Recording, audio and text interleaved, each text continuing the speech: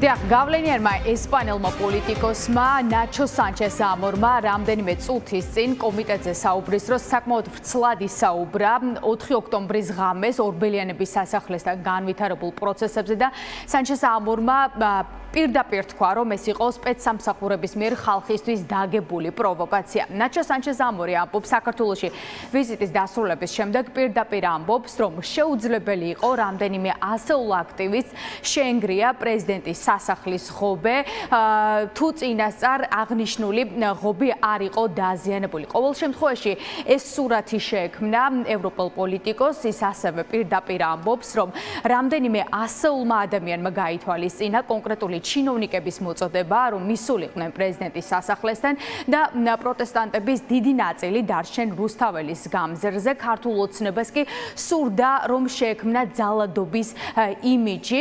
ეს არის განცხადება, რომელიც სანჩეს ამორმა გააკეთა და შეიძლება ითქვას, რომ ევროპელმა პოლიტიკოსებმა ძალიან კარგად გაშიფრეს, რა იყო 4 ოქტომბრის ღამეს ქართული ოცნების რეალური სურვილი, რომ მათ სურდათ მშვიდობიანი პროტესტი წარმოეჩინათ ძალადობრივ პროტესტად მას შემდეგ, რაც სისხლიანი ნოემბრისა და დეკემბრის სისხლიანი მოვლენების შემდეგ ევროკავშირმა ქართულ ოცნებასთან პრაქტიკულად გაწყვიტა კავშირი და ამ ძალადობის გამო ისინი დაასანქცირა. ახლა სწორედ აი ამ იმიჯის, ძალადობრივი იმიჯის შექმნა ქართული ოცნება შეეცადა დასავლეთისთვის ეჩვენებინა, რომ ეს აქციები იყო ძალადობრივი, თუმცა ევროპარლამენტარებმა ძალიან კარგად დაინახეს, რა იყო ქართული ოცნების რეალური გეგმა და პირდაპირ თქვეს, რომ მახე მშვიდობიან დემონსტრანტებს სწორედ სპეცსამსახურებმა დაუგეს. For the protest, it's incredible. It's miraculous. რაც შეეხება პროტესტს, სასწაულია, რომ ქვეყანაში ეს უკვე 313 დღეა გრძელდება. მიუხედავად ჯარიმებისა, რომელსაც ძალიან ბევრი აქტივისტი უწესებენ, მაგრამ ყველა იქ არის. ძალიან მნიშვნელოვანია შევხედოთ იმას, რაც წინა უქმეებზე მოხდა. ჰქონდათ პრეზიდენტის სასახლის აღების მცდელობა. მხოლოდ რამდენიმე ასეულმა აქტივისტმა გაითვალისწინა მოწოდება, მიახლოვებოდნენ პრეზიდენტის სასახლეს. დანარჩენი ათასობით ადამიანი დარჩა რუსთაველზე, რათა გაეგრძელებინა პროტესტი, რომელიც თითქმის 1 წელია მიდის.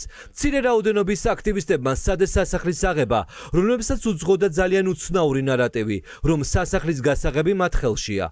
აქედან გამომდინარე ეს ჩემი პირადი აზრია. ეს იყო უსაფრთხოების სამსახურების მიერ მოწყობილი ფაბრიკაცია.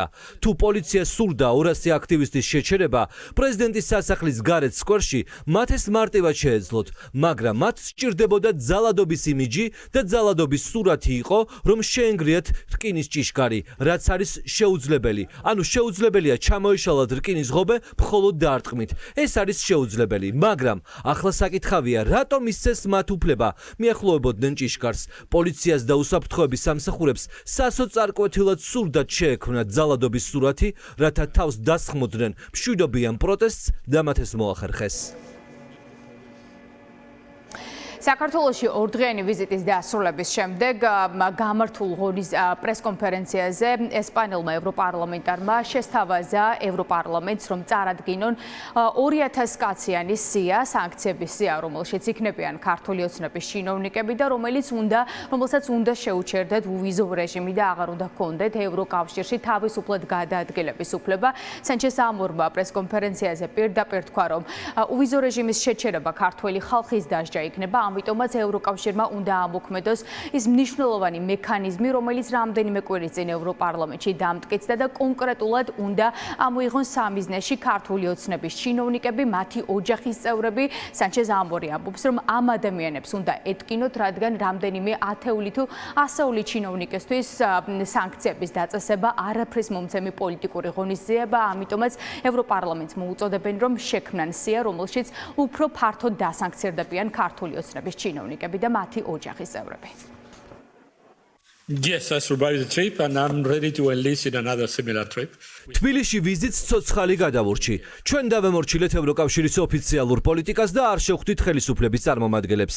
მათ ვთხოვეთ, რომ ციხეში მზიან ამაღლობელთან შეხვედრის საშუალება მოეცათ, მაგრამ გვითხრეს, რომ იუსტიციის სამინისტროსთვის მიგვემართა. ასეც გავაკეთეთ, მაგრამ უშედეგოდ. საქართველოში სამოქალაქო საზოგადოება ძალიან მამაცია. მდგომარეობა ყოველდღიურად უარესდება. შევნიშნეთ, რომ მათ საზღვარგარეთიდან გრანტების მიღება არ შეუძლიათ. და იყენებენ ადგილობრივ მოხალისეობრივ რესურსებს, რომ გააგრძელონ მუშაობა. ყველა ამბობს, რომ ჩვენ არსად მოვდივართ, ჩვენ გავაგრძელებთ ბრძოლას. ეს იყო ძალიან გულისამაჩუყებელი. მათ საშინელი რაღაცეები სატანა უწევთ. არა მხოლოდ NGO-ების, არამედ ციფრული მედია საშუალებებით ცდილობენ გადარჩენას. რაც შეეხება ოპოზიციას, პარტიების ლიდერების ნაწილი ან ქვეყნის გარეთ არის ან ციხეში. სალომე ზურაბიშვილი ცდილობს ოპოზიციურ პარტიებს შორის სიმჭიდროვის შენარჩუნებას და შეხვედრის დროს ის იყო ძალიან მკაფიო. მათ უნდათ ახალი საპარლამენტო არჩევნები. როგორც მოისმინეთ, ევროპარლამენტარები ორდღიანი ვიზიტის შემდგომ საკმაოდ გაოგნებულები დარჩნენ და მძიმე გზავნილები ჩაიტანეს ბრიუსელში და უფრო მეტად დარწმუნდნენ იმაზე, რომ აუცილებელია სანქციების გაფართოების აუცილებლობა და ვიზო რეჟიმის შეჩერება უფრო მეტი ადამიანისთვის, ვინც ხელს უწყობს საქართველოში დემოკრატიის უკუსლას და ადამიანის უფლებების დაარღვევას.